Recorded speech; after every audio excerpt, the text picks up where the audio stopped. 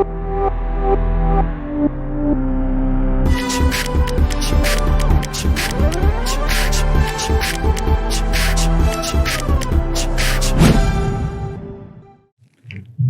दोस्तों, अगले क्वेश्चन की ओर बढ़ते हैं। क्या बोला है? 10.38 milligram of a diprotic acid है जिसको मैंने कंप्लीटली बर्न किया और बर्न करवा के सारे CO2 को मैंने एब्जॉर्ब करवा दिया है 100 ml ऑफ NaOH पे। अच्छा, डाइप्रोटिक एसिड अगर दिया हुआ है तो इसका जनरल फॉर्मूला हम लेंगे CXHY और एक एसिड के लिए 2 ऑक्सीजन चाहिए होता है, तो डाई के लिए हमें डेफिनेटली O4 चाहिए होगा। नाउ अब मैंने यहां पर एब्जॉर्ब करवाने के बाद जो 100 ml का सॉल्यूशन बना है उसको 2 पार्ट में डिवाइड कर लिया, 50 ml का।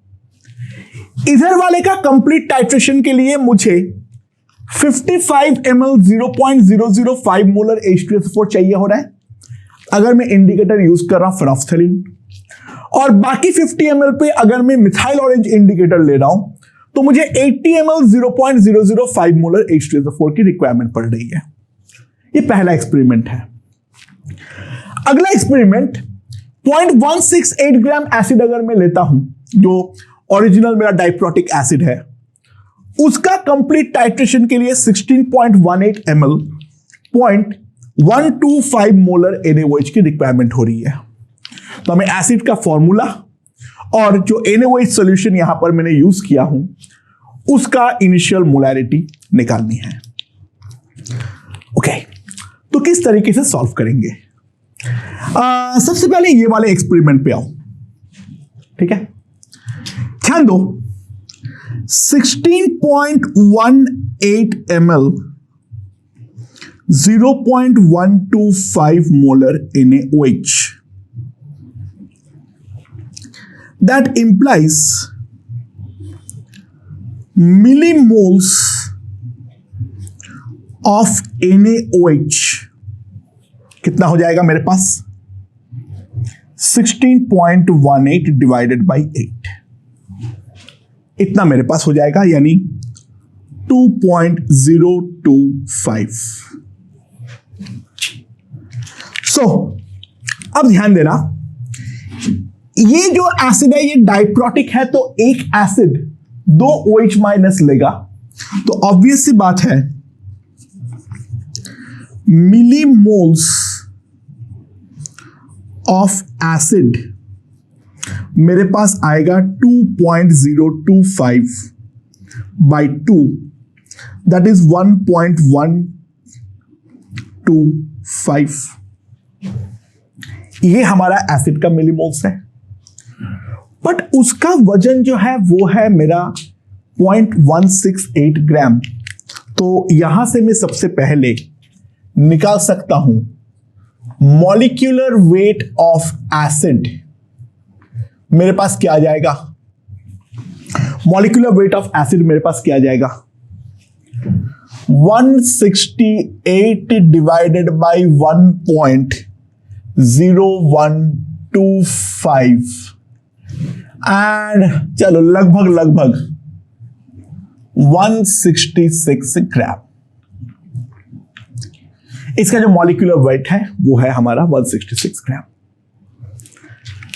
अच्छा, तो सबसे पहले यहां पर अगर मैं देखूं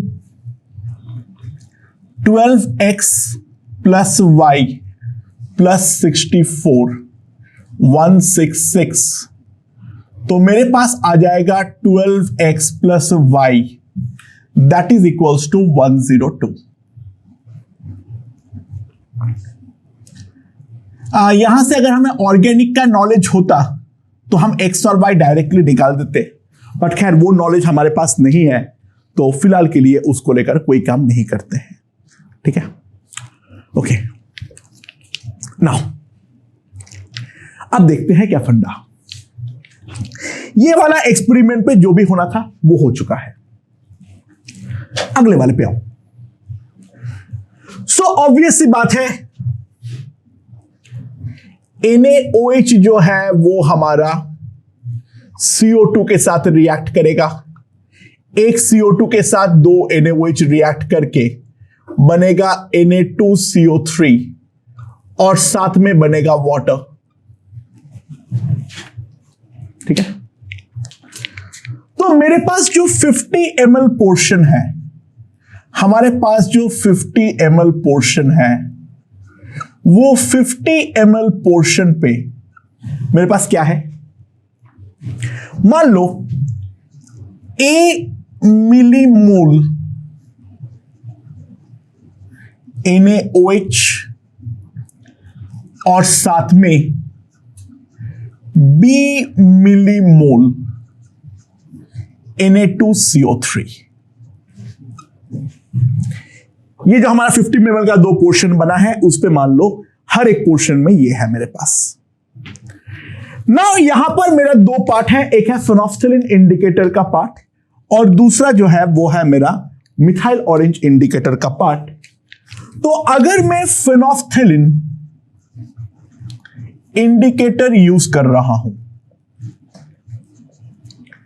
अगर मैं फेनोल्फथालीन इंडिकेटर यूज कर रहा हूं, तो फेनोल्फथालीन इंडिकेटर को यूज करते हुए मैं क्या लिख सकता हूं, ध्यान देना, मैं ये लिख सकता हूं H+ रिक्वायर्ड। देखो NaOH का टाइट्रेशन तो कोई भी इंडिकेटर के प्रेजेंस में होगा और एक NaOH एक H+ लेगा, तो उसके चलते तो A होगा ही होगा, बट कार्बोनेट का केवल बाइकार्बोनेट तक टाइट्रेशन होगा, तो इसका N फैक्टर 1 रहेगा, तो H+ का जो रिक्वायरमेंट रहेगा वो होगा A+ B millimoles, and that is equals to, मैं लिख सकता हूं 55 इंटू 0.005 इंटू 2, तो ये हो जाएगा मेरे पास 0.55, right. Okay, on the other hand अगर मैं मान लो मिथाइल ऑरेंज इंडिकेटर जो अगला हाफ में इस्तेमाल हुआ है उसके बारे में अगर मैं ध्यान दूं, मिथाइल ऑरेंज इंडिकेटर के बारे में अगर मैं ध्यान दूं, तो मेरे पास H+ का जो रिक्वायरमेंट होगा, देखो NaOH का तो कोई फर्क नहीं पड़ता है, वो तो A होगा, बट यहां पर Na2CO3 पूरा टाइट्रेट होगा, यानी with a N factor of 2, तो B मिलीमोल्स के करस्पॉन्डिंग ऑब्वियसली H+ का रिक्वायरमेंट 2 भी हो जाएगा, और वो हमें दे रखा है 80 वाला 80 ml, तो 0.8, ठीक है। सो मेरे पास जो दो इक्वेशन है, उन दोनों इक्वेशन के बारे में अगर सोचूं, A+ B 0.55 है और A+ 2B 0.8 है, तो B कितना आ जाएगा, इन दोनों को मैं सब्सट्रैक्ट कर दूंगा, तो B आ जाएगा मेरे पास 0.25 और A जो आ जाएगा वो आ जाएगा 0.3, तो कितना आ जाएगा, A जो है वो है 0.3, B जो है वो है मेरा 0.25, राइट, ठीक है। ओके, तो पहले एक काम करते हैं, सबसे पहले एक काम करते हैं, लेट्स सी। अच्छा, 50 ml पोर्शन में ये बात है, तो कुल मिला के अगर मैं बात करूं तो Na2CO3 जो है वो हमारा टोटल 0.5 मिलीमोल बना था ये 100 ml पोर्शन में, और NaOH जो बचा हुआ था, NaOH जो बचा हुआ था वो था 0.6 मिलीमोल्स। तो इनिशियल NaOH कितना था, इनिशियल NaOH कितना था, अगर मैं इनिशियल NaOH की बारे में बात करूं, ठीक है, अगर मैं इनिशियल NaOH के बारे में बात करूं तो मेरे पास क्या आएगा, ध्यान दो, इसका जो हमारा इसका Na2CO3 जो है वो हमारा 2 NaOH से बनता है यहां पर, तो जितना NaOH हमारे पास है यानी 0.5, तो उसने NaOH कितना कंज्यूम किया है? ऑब्वियसली 1 मिलीमोल, और इसके अलावा 0.6 मिलीमोल तो बचा हुआ है, तो इनिशियल NaOH डेफिनेटली 1.6 मिलीमोल था, और ये हमारा था 100 ml सॉल्यूशन पे। तो इनिशियली जो NaOH का कंसेंट्रेशन था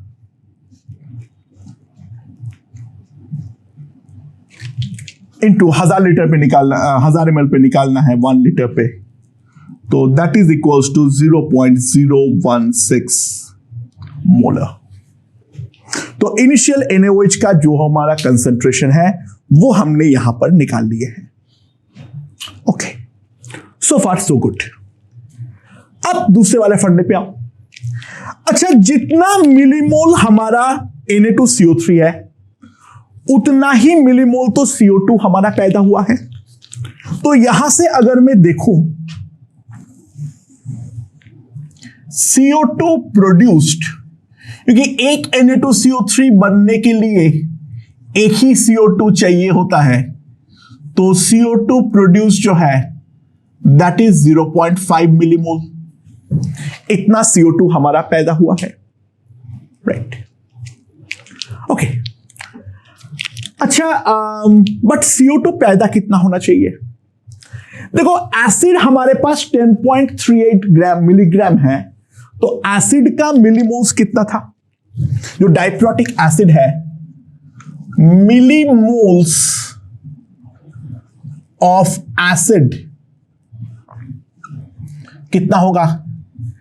10.38 डिवाइडेड बाई 166, जो हमने मॉलिक्यूलर वेट निकाले थे, ये हमारा एसिड का मिलीमोल्स है।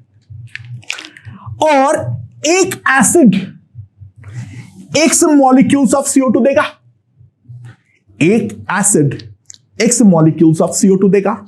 सो डेफिनेटली मैं लिख सकता हूं या नहीं, 10.38 बाई 166 इंटू x जो होना चाहिए that will be 0.5। So x जो आएगा मेरे पास that will be 83 divided by 10.38। x integer होना चाहिए, तो x का वैल्यू सीधा आ गया 8। x का जो वैल्यू आ गया वो सीधा आ गया 8, ठीक है? एंड x का वैल्यू अगर सीधा 8 आ गया है तो हम क्या लिख सकते हैं? सो फॉर्मूला,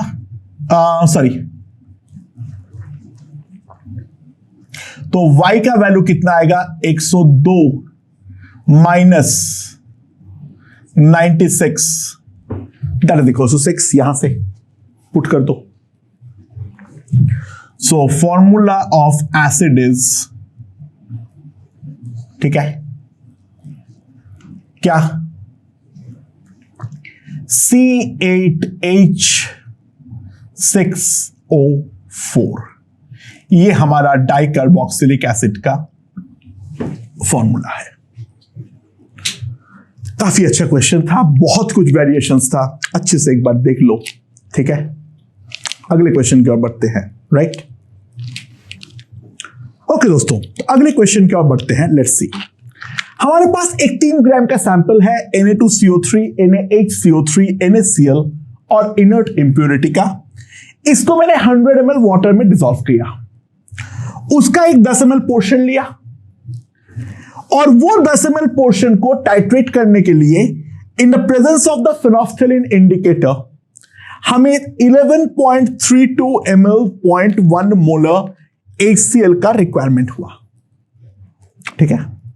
नाउ अब मैंने एक्सेस AgNO3 डाल दिया उस सॉल्यूशन पे, तो हमने देखे जो 0.306 ग्राम AgCl जो है वो हमारा प्रेसिपिटेट कर रहा है, उसको मैंने फिल्टर कर दिया, फिल्टर करके निकाल दिया, और जो हमारा फिल्टर है उसको अब NaOH के अगेंस्ट टाइट्रेट कर रहा हूं, तो हमें उसका मोलैरिटी है 0.05, NaOH का रिक्वायरमेंट हुआ 42.64 ml NaOH। तो हमें जो तीनों कंपोनेंट है उनका मास परसेंटेज हमें निकालनी है। Now that is the question. Okay, तो इस वाले क्वेश्चन को हम किस तरीके से आगे हैंडल करेंगे उसके बारे में ध्यान दो। अच्छा, एक बात ध्यान दो, इन phenolphthalein indicator, in a phenolphthalein indicator, ठीक है, now only Na2CO3 will get titrated। केवल और केवल जो है वो Na2CO3 हमारा टाइट्रेट होगा, और वो भी होगा हमारा N फैक्टर 1 के साथ, जो हमारा इसको बाइकार्बोनेट में कन्वर्ट करेगा। वहां पर तो रिएक्शन एक ही होने वाला है, Na2CO3 प्लस H प्लस हमें दे देगा NaHCO3, और वो Na प्लस कहीं पर भी कूदे मरे भाड़ में जाए। बाकी ना हमारा NaCO3 कोई रिएक्ट करेगा, NaCl या इनर्ट इंप्योरिटी का तो सवाल ही नहीं पैदा होगा। ये दोनों तो कोई भी रिएक्शन एज सच नहीं देने वाला है। तो ट्राई टू अंडरस्टैंड, इस वाले से हम डायरेक्टली एक चीज देख सकते हैं, मिलीमोल्स ऑफ HCl मेरे पास कितना है, 11.32 into 0.1, that is equals to 1.132। ये होगा हमारा मिलीमोल्स ऑफ HCl, ठीक है। एंड ध्यान देना sorry, that is equals to millimoles of Na2CO3 in 10 ml। ठीक है, therefore actual millimoles of Na2CO3, actual millimoles of Na2CO3 will be 11.32, क्योंकि वो तो हमारा 100 ml पे होगा। So mass of NaOH, Na2CO3 कितना आएगा मेरे पास, 11.32 into 106 into 10 to the power minus 3 ग्राम। ठीक है, ये हमारे पास आ जाएगा मास ऑफ Na2CO3। तो परसेंटेज ऑफ Na2CO3 हमारे पास क्या आएगा, 11.32 into 106 into 10 to the power minus 3 upon 100, in divided by 3 gram sample में है, into 100। And trust me in calculation, this approximately comes out to be 40%। ठीक है, ये आता है लगभग हमारे पास 40%। सो फार सो गुड, Na2CO3 तो हमने निकाल दिए। नाउ अगला इंफॉर्मेशन पे आओ। अच्छा, मिलीमोल्स ऑफ AgCl कितना है? मिलीमोल्स ऑफ AgCl में क्या लिख सकता हूं, 0.306 ग्राम पैदा हुआ है, तो मिलीग्राम में कन्वर्ट कर लेता हूं, 306 143.5, and this comes out to be 2.13।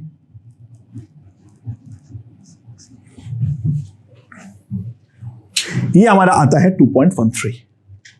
ठीक है, ये हमारा है मिलीमोल्स ऑफ AgCl। नाउ ये बना कैसे है, AgNO3 प्लस Cl माइनस हमें दिया है AgCl का प्रेसिपिटेट और साथ में हमें मिला है नाइट्रेट। AgCl का प्रेसिपिटेट और साथ में हमें मिला है नाइट्रेट।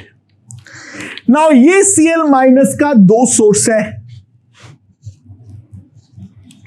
जो हमने HCl डाले हैं और जो हमने NaCl पहले से है। अच्छा, HCl से कितना आएगा वो तो फिक्स है, हमने जितना डाले हैं ये तो हमारा फिक्स है 1.132 मिलीमोल। और एक NaCl एक Cl माइनस देते हैं तो यहां से हम डायरेक्टली लिख सकते हैं या नहीं, millimoles of NaCl in 10 ml। क्या आएगा मेरे पास? That will be simply equals to 2.13 minus 1.32 0.998। इतना हमारा मिलीमोल्स ऑफ NaCl होगा। Therefore, हमें तो 100 ml पे निकालना है। एक्चुअल मिलीमोल्स ऑफ NaCl, इसका 10 गुना 9.98। ठीक है। सो मास ऑफ NaCl जो हमारे पास आएगा 9.98 into 58.5 into 10 to the power of -3 gram. But ये हमारा 3 ग्राम सैंपल पे है, तो percentage of NaCl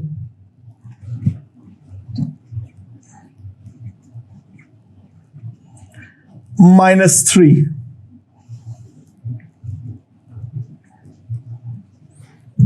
and this will approximately, अगर मैं क्या कंप्यूट करूं, this is approximately coming out to be 20%। NaCl का जो मास होगा that will be approximately 20% via calculation। खैर, तो हमने प्रॉब्लम को यहां तक सॉल्व कर दिए और सॉल्व करके Na2CO3 और NaCl तो हमने पहले ही निकाल दिए। अच्छा, यहां पर अब जो मेरा बेस है उसके साथ क्या रिएक्शन हुआ है? अगेन NaCl तो पहले ही जा चुका है। अब हमारे पास अब जो बचा हुआ है वो बचा हुआ है NaHCO3।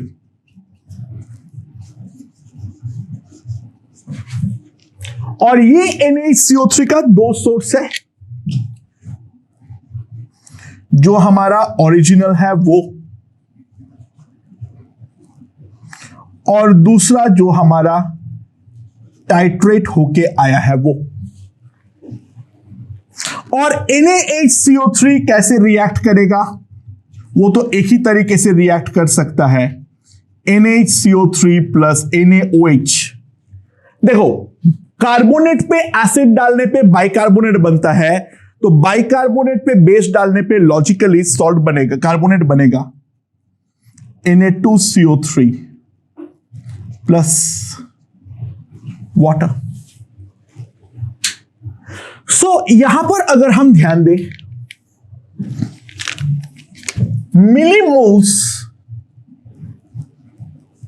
मिलीमोल्स ऑफ NaOH कितना है मेरे पास? 42.64 इंटू 0.05। तो ये मेरे पास कितना हो जाएगा? 2.132। ये हमारा होगा millimoles of NaOH। And obvious सी बात है, एक NaOH के साथ एक बाइकार्बोनेट आता है। This implies millimoles of bicarbonate भी मेरे पास आएगा 2.132। बट इसके अंदर अगर हम ध्यान दें, इसके अंदर कुछ तो हमारा टाइट्रेटेड है, और वो टाइट्रेटेड अमाउंट डेफिनेटली 1.132 है, क्योंकि n फैक्टर 1 के साथ एक कार्बोनेट एक बाइकार्बोनेट देता है। तो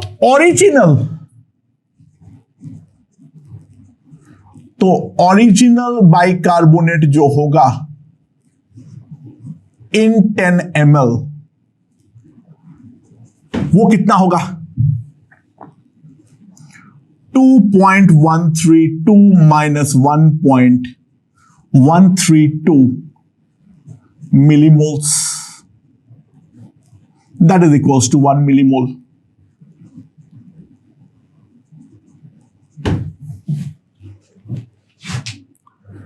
ये हमारा 10 ml का सिनेरियो है। तो एक्चुअल